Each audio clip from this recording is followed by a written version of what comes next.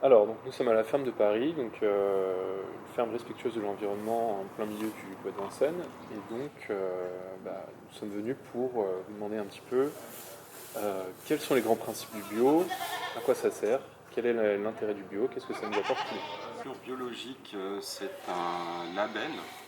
Un label, c'est une étiquette qu'on peut retrouver sur tous les aliments que l'on achète, que ce soit de la viande, des légumes, etc. Et ce label, il a été créé pour protéger l'environnement. Donc, puisqu'on est devant les élevages, comment peut-on savoir que l'on montre ici des techniques d'agriculture biologique? On voit que les animaux ont un accès à l'extérieur, c'est-à-dire qu'ils ont le droit d'aller dehors. Ils ne sont pas tout le temps élevés en bâtiment. Ils sont élevés sur de la paille. La paille, c'est un intérêt pour le confort des animaux et c'est un intérêt aussi pour l'environnement, puisque avec la paille et les crottes de tous ces animaux, on va pouvoir faire du fumier qui est ensuite transformé en compost et qui sert à nourrir toutes nos cultures. Donc, avec les crottes des animaux, on fabrique des aliments pour les plantes. Ensuite, on voit que les animaux mangent des produits qui sont aussi certifiés agriculture biologique. Donc là, ils mangent du foin ou des compléments alimentaires. Sur ces compléments alimentaires, on retrouve ce label AB qui est très bien connu. Ensuite, pour les animaux, on aura un minimum de traitement sanitaire, c'est-à-dire qu'on ne va pas leur donner des médicaments tous les jours. Les médicaments ne sont autorisés que par un vétérinaire, seulement si les animaux sont vraiment très malades. Et sinon, les animaux, on essaye de les soigner avec des produits naturels. Voilà. Il n'y a pas de produits chimiques pour soigner les maladies. Ensuite, pour l'espace dans les bâtiments, toute la surface est déterminée dans un cahier des charges. Un cahier des charges, c'est un livre où on a toutes les règles qu'il faut respecter pour avoir le fameux label agriculture biologique. C'est vraiment les grands principes qu'il faut respecter pour tous les élevages. Alors, vous pouvez me donner des exemples? Est-ce qu'on peut aller voir peut-être des animaux pour voir à quoi ressemble leur enclos et pourquoi ils ont plus d'espace que dans l'agriculture non bio? Donc là, on a déjà les brebis qui sont derrière nous. Vous voyez qu'à l'intérieur, il y a quand même de l'espace pour passer la nuit. Et ensuite, on peut aller voir les pâtures. Et on verra aussi qu'il y a beaucoup d'espace pour se promener. Alors là, on a l'exemple des brebis. C'est à peu près les mêmes surfaces que pour les chèvres, on verra tout à l'heure. Et pour chaque animal, il y a des règles, c'est-à-dire le nombre de poules par mètre carré, le nombre de vaches que l'on peut mettre par mètre carré. À chaque fois, c'est écrit noir sur blanc dans ce grand cahier. Ok, allons voir tout ça alors. Ce sont des animaux exceptionnels, elles ne veulent pas aller dehors.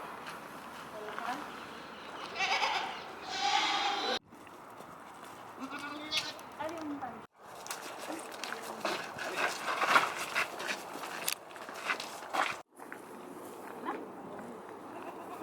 Allez les filles.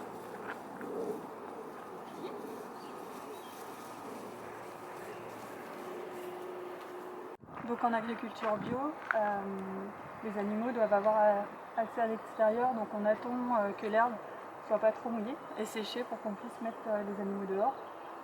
Sinon après elles risquent de tomber malades. Et on les rentre tous les soirs.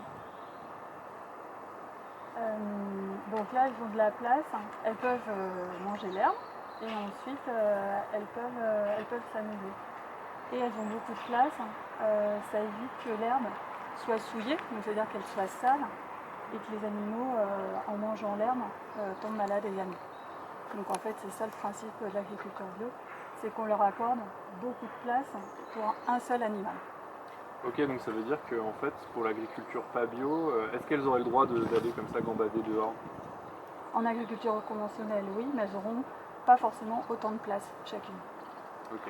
Et donc, est-ce que vous avez une idée de l'espace à peu près qu'elles auraient dans ce cas?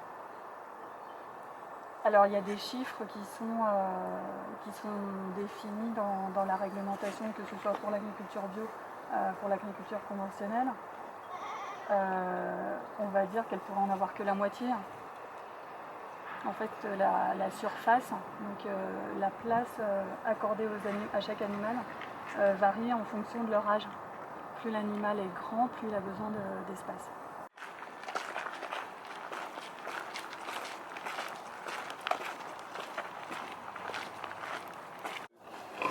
Bah, puis ce sera peut-être mieux un deuxième.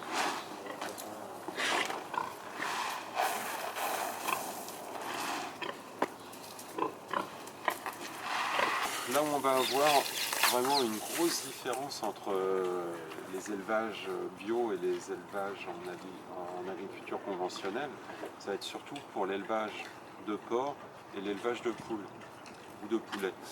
Parce qu'en agriculture conventionnelle, on va même pouvoir appeler ça élevage industriel, parce que ces animaux-là, en fait, sont élevés en bâtiment. Ils ne voient jamais la lumière du jour. C'est-à-dire qu'ils sont élevés soit sur du ciment, soit sur des grandes grilles en métal. Et ils sont toujours élevés dans des cages, que ce soit les porcs ou les poulets, dans des toutes petites cages, et ils ne voient jamais l'extérieur. On voit qu'en agriculture biologique, du coup, ces cochons peuvent aller dehors, ils ont le droit d'aller jouer dans la boue, parce que ces animaux-là adorent ça, ils adorent se rouler dans la boue, fouiller dans la boue pour trouver de la nourriture. Par exemple, ici, il y a un chêne au-dessus, les glands vont tomber par terre et les cochons vont aller faire des trous pour fouiller, s'amuser et trouver ces petites choses qu'ils adorent chercher naturellement. Et maman ne veut pas sortir.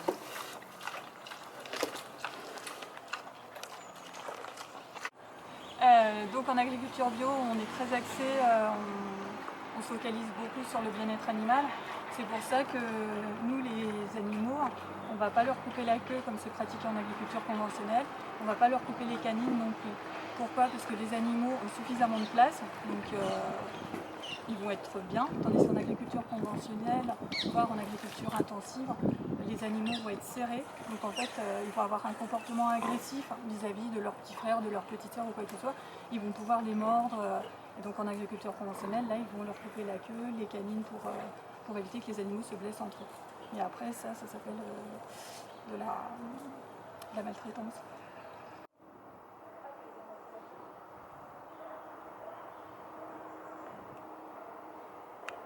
Du coup, on peut bien vous montrer ce que c'est qu'un label.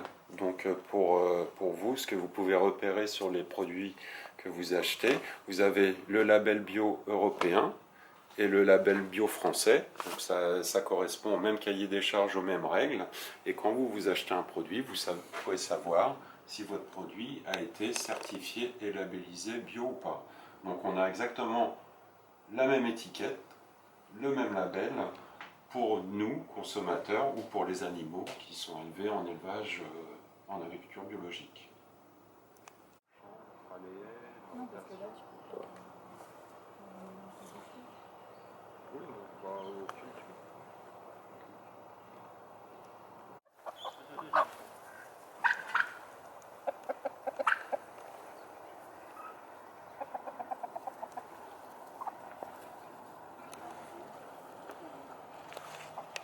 Alors nous voilà à l'intérieur du poulailler bio. La différence avec les élevages en cage, vous voyez, c'est qu'il y a beaucoup d'espace. Les animaux ont de la paille pour leur confort et surtout elles ont des nids pour pondre et couver leurs œufs si elles en ont envie. Et enfin, le perchoir est aussi obligatoire, c'est-à-dire que toutes les nuits, les poules ont l'habitude de se percher, ce sont des oiseaux, donc elles vont avoir le réflexe de grimper pour passer la nuit, et c'est pour ça que ce perchoir est obligatoire en agriculture biologique. Ok, j'imagine que le perchoir, c'est un équipement qu'on va pas trop voir. Ah, pas du tout, puisque en conventionnel, généralement les poules sont élevées en cage. Donc en gros, l'espace pour une poule, c'est une feuille de papier pour une poule. Voilà. Donc elles sont en principe élevées par cage de 4 ou 5. Et voilà, donc on se rend bien compte de l'espace que chaque poule a à sa disposition. Donc pas de perchoir. Par contre, en guise de nid, elles ont un petit rideau. Voilà, dans cette cage. Ok, donc c'est vrai que ça fait vraiment un espace petit pour ces animaux-là. Voilà.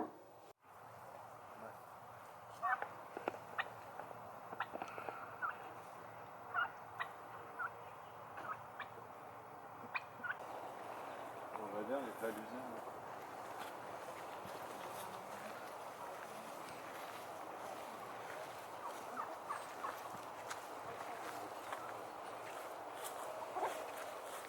voilà, alors nous sommes arrivés dans les cultures. Ici, on est devant un champ de céréales. Ces céréales ont été récoltées au mois de juillet et elles vont servir à nourrir nos animaux. Donc là, on a passé la moissonneuse-batteuse, on a récupéré toutes les graines. Et ce qu'il faut savoir, c'est qu'en agriculture biologique, il y a plus de la moitié de la nourriture des animaux qui doit être cultivée sur place, c'est-à-dire dans la même ferme. Donc c'est indispensable pour avoir le label. Donc ici, ça a été fait, on a récolté et on va garder toutes ces graines pour passer l'hiver.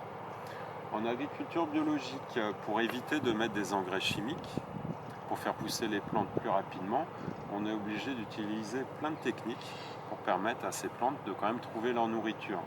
C'est-à-dire qu'on va utiliser les crottes des animaux dans le fumier et puis dans le compost pour nourrir le sol.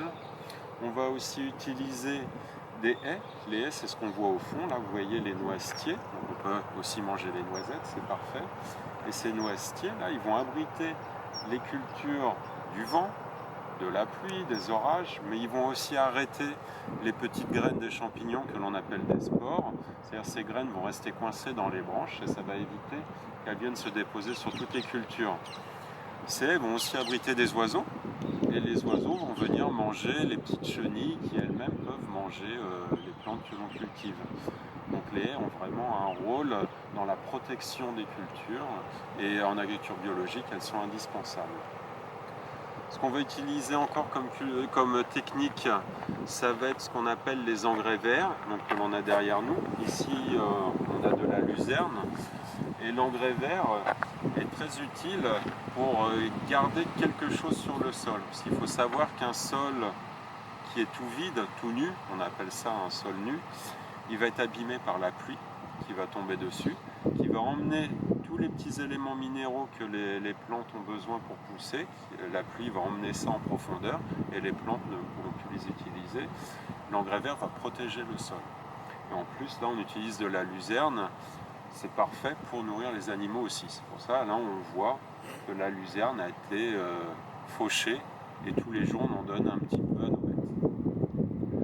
En agriculture biologique, on va aussi parler de rotation, c'est-à-dire que d'année en année, on ne va pas cultiver la même plante au même endroit. Pourquoi? Parce qu'une plante va tout le temps utiliser les mêmes minéraux du sol. Une plante va attirer des parasites, soit des petits animaux ou des petits champignons. Et si on les change de place d'année en année, ces parasites ils vont être un petit peu perdus et ils ne vont plus trouver la plante qu'ils ont l'habitude de manger. Donc ça sert à protéger les plantes de leurs prédateurs, mais aussi ça sert au sol à ne pas toujours donner les mêmes petites choses à manger aux plantes. Ça, c'est les grands principes que l'on va trouver en agriculture biologique.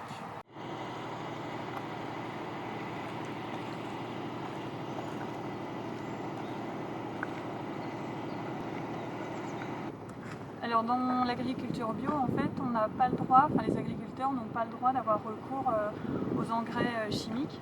Donc ça veut dire que les cultures doivent être capables de prendre tout ce dont elles ont besoin dans le sol. Donc pour ça, on va favoriser un travail du sol très léger pour maintenir, voire pour améliorer la vie qui se trouve dans le sol, c'est-à-dire les vers de terre, les araignées, il y a plein de petits organismes qui vont faire des trous et qui vont permettre aux racines des plantes de suivre et puis de pouvoir trouver à boire et à manger la nourriture dans le sol. Donc pour augmenter, améliorer la biodiversité qu'il y a dans le sol, on va éviter de travailler le sol en profondeur. Donc en agriculture conventionnelle, les agriculteurs peuvent utiliser la charrue, sauf que ça retourne la terre sur 20 cm et donc là ça tue les petits micro-organismes. En agriculture bio, on va faire ce qu'on appelle des techniques de culture simplifiée. On va juste travailler le sol en surface, quelques centimètres, juste pour préparer ce qu'on appelle un lit de semence. Donc c'est émietter la terre pour qu'elle soit suffisamment fine pour que la graine, quand on la mette dans la terre, on va passer les rouleaux par-dessus et comme ça il y aura un bon contact entre la graine et la terre et comme ça la graine va pouvoir prendre tous l'eau, l'humidité qu'il y a dans le sol, et puis tous les organismes. Et après, en grandissant, les racines vont passer dans les trous pour s'approvisionner.